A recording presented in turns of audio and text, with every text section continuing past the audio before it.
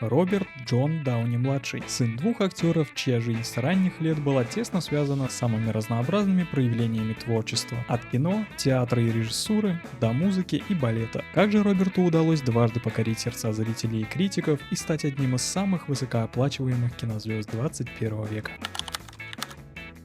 Родился Роберт 4 апреля 1965 года в Нью-Йорке, в семье небезызвестного режиссера, актера и продюсера Роберта Дауни-старшего и актрисы Элси Форд. Кинокарьера Роберта началась в раннем детстве. Первая роль Роберта была в возрасте 5 лет в фильме его отца 1970 года «Загон», в котором все актеры исполняли роли собак. Роберт также исполнил роль щенка. That tornado scared me so much it made my hair disappear. Have any hair on your balls? Затем уже в возрасте 7 лет он снялся в фильме «Дворец Гриссера». Рос Роберт в Вилледж-Гринвидже и учился в учебном центре исполнительных искусств Stage Door Manor в северной части штата Нью-Йорк. Когда Роберту было 13 лет, его родители развелись, и в 1978 году он вместе со своим отцом переехал в Калифорнию. Однако уже в 1982 году, в возрасте 17 лет, Роберт покинул среднюю школу Санта-Моники и переехал обратно в Нью-Йорк, чтобы продолжить актерскую карьеру. В 1983 году он начал свою карьеру с театральных ролей. А в 1985 году, в возрасте 20 лет, Роберт Дауни-младший присоединился на один сезон к команде, выпускающей популярное на то время американское телешоу с субботним вечером в прямом эфире.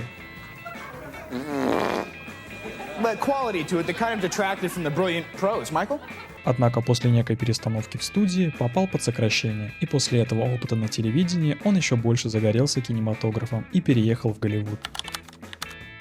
В 1978 году Роберт получил одну из своих первых главных ролей в комедии «Специалист по найму». После нескольких незначительных работ в подростковых комедиях, настоящим прорывом для Дауни стала роль подростка-наркомана в фильме 1987 года «Меньше чем ноль». По мнению многих критиков, это была лучшая роль за всю карьеру Роберта. В 1990 году Мел Гибсон пригласил Роберта на роль в фильме «Эйр Америка». И хоть сам фильм не нашел особого успеха, критики вновь отметили замечательную игру Роберта. Далее были незначительные для карьеры картины как «Мыльная пена» и неудачный кастинг в «Тельма и Луиза». Скачком для карьеры Роберта стал 1992 год, благодаря воплощению на экранах роли Чарли Чаплина в одноименном байопике. Мой бродяга.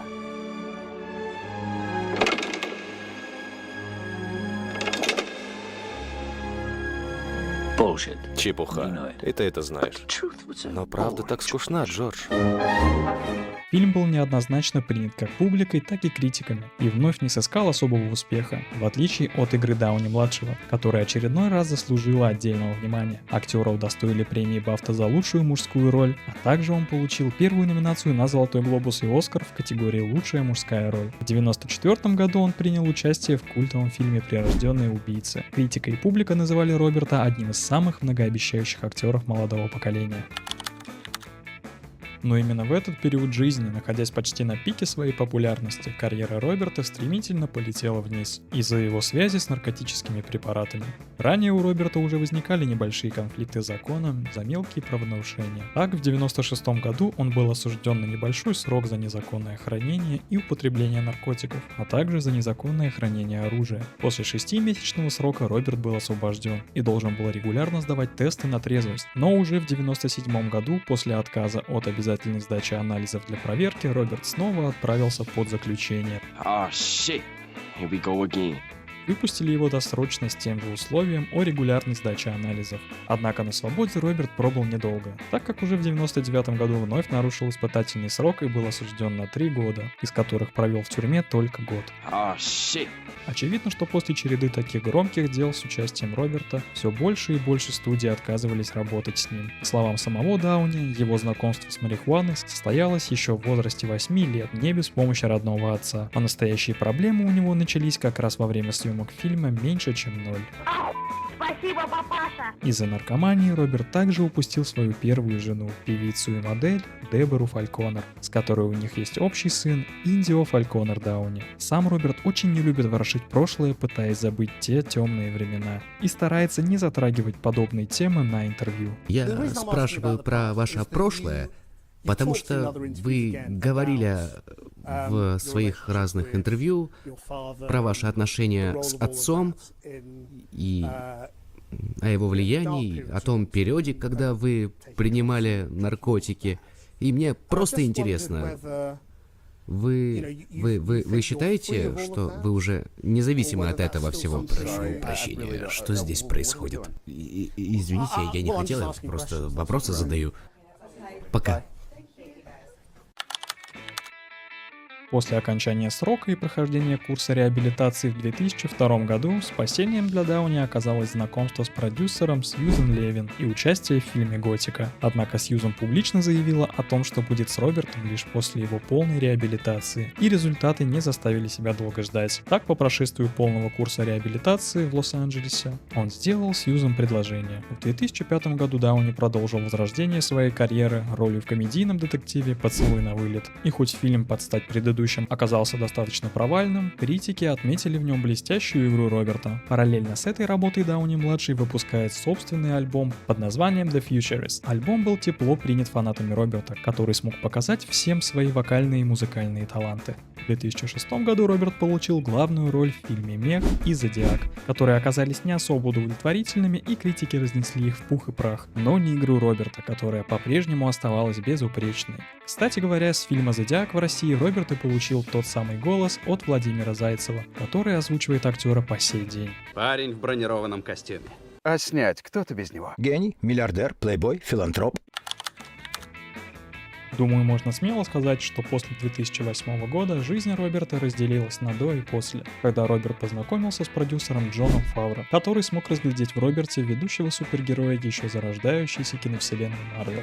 У Марвел были огромные ставки на первый фильм киновселенной. Фильму предстояло познакомить зрителя с первым героем серии и задать тон всем будущим фильмам франшизы. Так изначально воплотить роль Тони Старка должен был Том Круз, с которым студии не удалось найти общего языка и договориться, после чего Джон Фавро настаивал на кандидатуре Роберта Дауни-младшего, в котором студия была не то чтобы сильно уверена. Однако, как мы все знаем, фильму таки удалось стать прорывным. С того момента Роберт тесно связал свою дальнейшую карьеру с киновселенной Марвел и своим героем Тони Старком. Так что в последующие годы Роберт отдавал всего себя съемкам супергероики и стал гораздо реже сниматься в фильмах других кинокомпаний. Интересным фактом является то, что несмотря на главную роль в фильме по Железному человеку, гонорар Роберта составлял всего $500 000, в то время как исполнитель роли второго плана Терренс Ховард получил гонорар в $3,5 миллиона и в дальнейшем запрашивал от студии гонорара не меньше, чем у Роберта, вследствие чего и был заменен актером Доном Чидлом. В том же 2008 году, еще до успеха Железного человека, Роберт принял участие в комедийном фильме Бена Стиллера «Солдаты неудачи», в котором сыграл роль пятикратного лауреата премии «Оскар», который ради новой роли изменил пигментацию своей кожи. Ты не черный!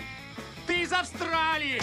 Игра актера также порадовала критиков и принесла ему уже в реальном мире вторую номинацию на Оскар. В конце 2009 года Роберт подружился с Гаем Ричи и воплотил на экранах роль Шерлока Холмса. На тот момент Роберт уже прекрасно понимал свою значимость как актера и перестал мириться с небольшими гонорарами в $500 000. Так, за роль Шерлока Роберт получил один из своих первых крупных гонораров в размере $9 миллионов. В первый же уикенд фильм побил все рекорды по кассовым сборам, а Роберт Дауни-младший получил премию «Золотой глобус» в номинации «Лучшая мужская роль». В 2010 году вместе со своей женой Сьюзен Роберт основывает продюсерскую компанию Team Downey, в которой в будущем будут спродюсированы, мягко говоря, не самые успешные проекты, такие как «Судья» 2014 года и «Удивительное путешествие доктора Дулиттла». Также в 2010 году выходит второй сольный фильм о Тони Старке «Железный человек 2», который смог удержать планку, задранную первым фильмом, и собрать в мировом прокате более $1 миллиарда и принести Роберту уже $10 миллионов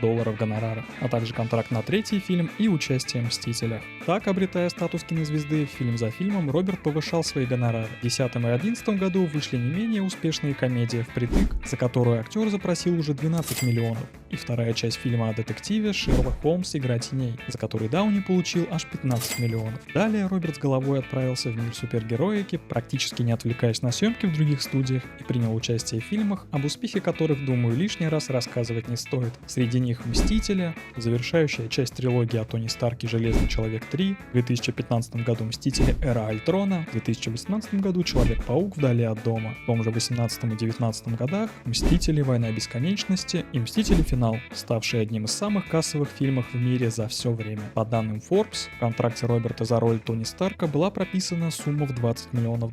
Однако по обновленному контракту по последнему фильму Роберт мог претендовать на 8% от чистой прибыли картины, что сопоставимо более чем $80 миллионам за две части «Мстителей». К большому сожалению всех фанатов, фильм стал крайним по контракту Роберта со студией, который актер принял решение не продлевать в связи с его слов с усталостью от супергероики и желанием реализовать себя в других проектах.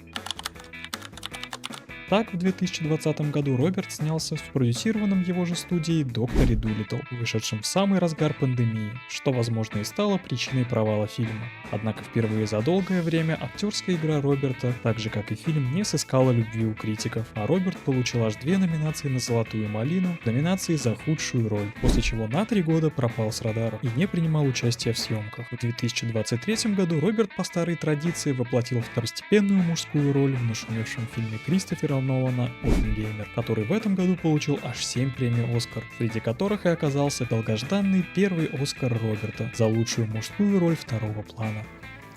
And the Oscar goes to Robert Downey Jr.